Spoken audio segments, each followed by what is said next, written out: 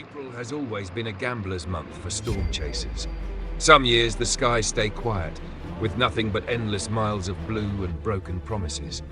Other years, April explodes with fury, unleashing the kind of tornadoes that etch themselves into memory forever.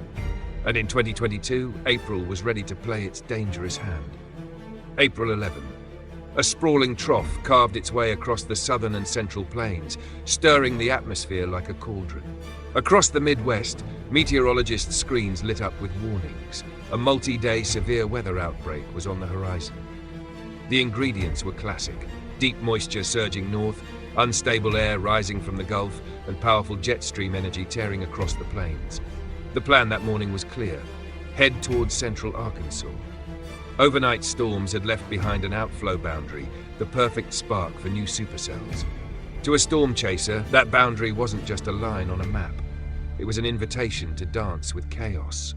As the convoy rolled south, the mood inside the vehicles shifted. Nervous laughter gave way to tense silence. Everyone knew what was coming. On the horizon, the sky had already begun to darken, clouds rolling like the muscles of some giant beast stretching awake. "Nothing behind us yet, but it's tightening," someone muttered over the radio. Moments later, the first signs of nature's intent appeared. Winds surged, trees bent until branches snapped, tumbling across the roads. The air grew heavy, thick with the unmistakable scent of ozone and rain. It wasn't just weather anymore. It was a living, breathing storm machine, ready to release its power. "Tree down, another one! We've got to move," came the urgent calls. The team advanced cautiously, cameras pointed toward the growing wall of clouds. Every minute, the structure above them twisted tighter, darker, more violent. You could feel it. The atmosphere wasn't just unstable, it was hungry. And then silence. A terrible, heavy pause. The kind of silence that tells you the world is about to change. Suddenly, debris lifted.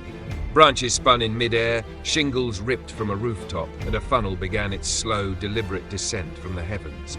The first tornado of the chase season was trying to form, right there in front of them. This was April's gamble. The moment when anticipation snapped into adrenaline, fear mixed with excitement, terror collided with awe. Because every storm chaser knows, this is why you risk everything. This is why you drive thousands of miles, sleep in cars, and live on caffeine and radar screens. But April's gamble cuts both ways.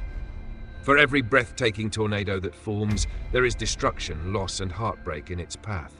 And as the skies over Arkansas grew darker, the storm chasers knew they were no longer just chasing data, or footage, or glory.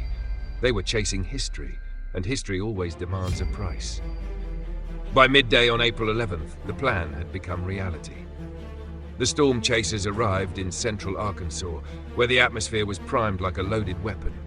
Moisture surged northward, heat rose from the ground, and the skies churned with violent energy. Every radar scan screamed the same message: supercells were imminent. On the horizon, the storm revealed itself. A towering updraft clawed skyward, building into a rotating wall cloud. The landscape grew darker, winds funneled into the storm, and pressure seemed to drop all at once. Even the birds vanished. "Here we go. This is it," someone muttered, camera already rolling. Suddenly, chaos. Trees cracked and toppled under the first violent gusts. Loose branches and debris spiraled across the fields, carried aloft by invisible hands. The chase vehicles pulled to the side of the road, every lens pointed upward, every heartbeat synchronized with the storm's rotation. Then came the moment that every chaser both longs for and dreads. Out of the swirling base, a funnel snaked downward, thin at first, wobbling as though uncertain. But within seconds it thickened, sharpening, stretching toward the ground with terrifying intent. "There it is! Tornado on the ground!" a voice shouted. Adrenaline spiked. The funnel dug into the earth, kicking up dirt and debris, transforming into a violent column of destruction. Houses lay in its path, barns and silos stood vulnerable against its spiraling fury. And the storm chasers? They were close. Dangerously close. "Debris! Debris in the air!" another voice called out as pieces of wood and sheet metal spun overhead. For a moment, the road itself seemed to vanish beneath swirling dust. Visibility dropped, rain and hail pounded the windshields, and the tornado grew, wider, darker, more defined. What had begun as a rope had now matured into a stovepipe, its roar audible even over the screaming wind. Inside the vehicles, tension was a razor's edge.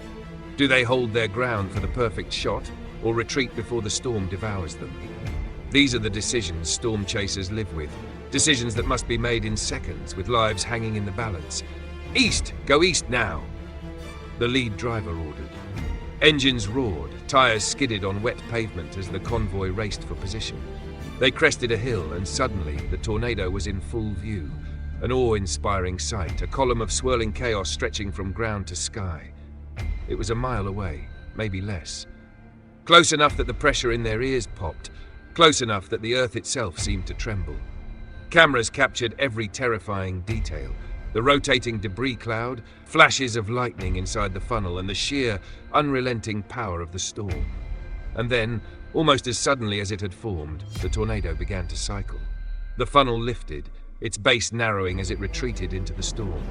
The violent winds subsided, leaving only broken trees and mangled rooftops behind. Relief washed over the team, but only briefly, because they knew the storm was far from finished. Supercells are engines of chaos, and as long as the atmosphere stayed primed, new funnels could drop at any moment. Arkansas had delivered its warning shot.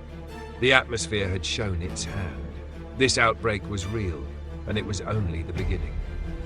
The Arkansas chase had ended with battered trees, shredded rooftops, and hearts still pounding. But the storm chasers knew April was far from finished. The very next day promised something even greater, something far more dangerous. April 12th. Morning sunlight revealed a deceptively calm sky as the team woke in northeast Kansas, but radar and forecast models told a very different story. Moisture was returning, instability was climbing, and the jet stream above was screaming with energy.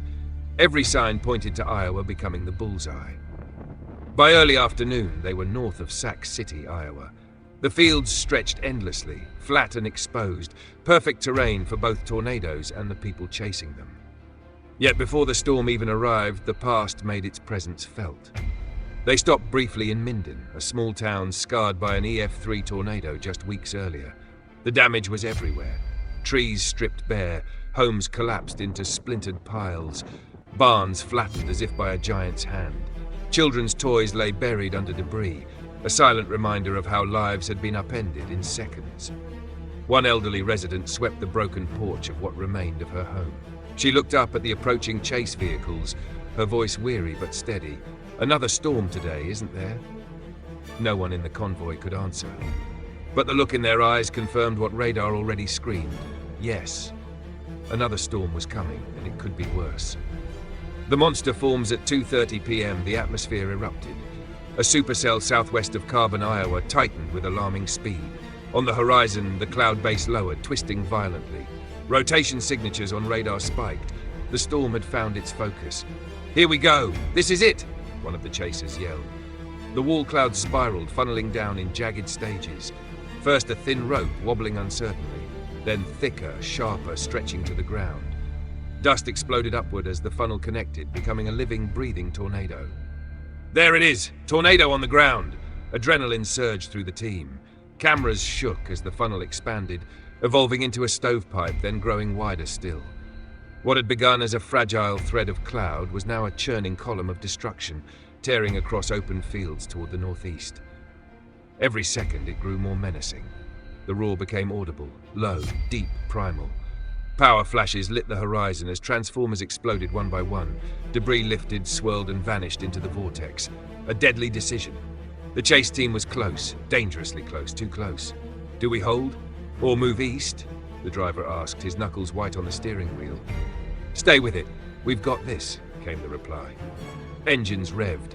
Tires squealed on wet pavement as they repositioned for the intercept of a lifetime. Cresting a rise, they found themselves staring directly into the monster. A massive wedge tornado, wider than it was tall, a dark wall of swirling death that swallowed the horizon. Lightning flickered inside its core, illuminating fragments of homes, trees, and earth as they swirled in the air. "Oh my God, it's huge!" someone gasped. For a moment, time seemed to freeze. The storm chasers, the tornado, and the trembling earth beneath them all locked together in a single terrifying tableau. One wrong move, one sudden jog in the tornado's path, and the convoy would be erased. Yet the cameras rolled. Every second was documented. Not just for the thrill, but as history, as evidence of nature's unrelenting power. The beast moves on, minutes felt like hours. Then, almost mercifully, the wedge drifted northeast, sparing the convoy by less than a mile. It continued its rampage across the countryside, leaving behind scars that would mark Iowa forever. Inside the chase vehicles, silence reigned. Not relief. Not yet. Just stunned awe. They had stared directly into the jaws of the beast and lived to tell the story. April had dealt its most violent card yet, and the storm chasers knew. The game was still far from over.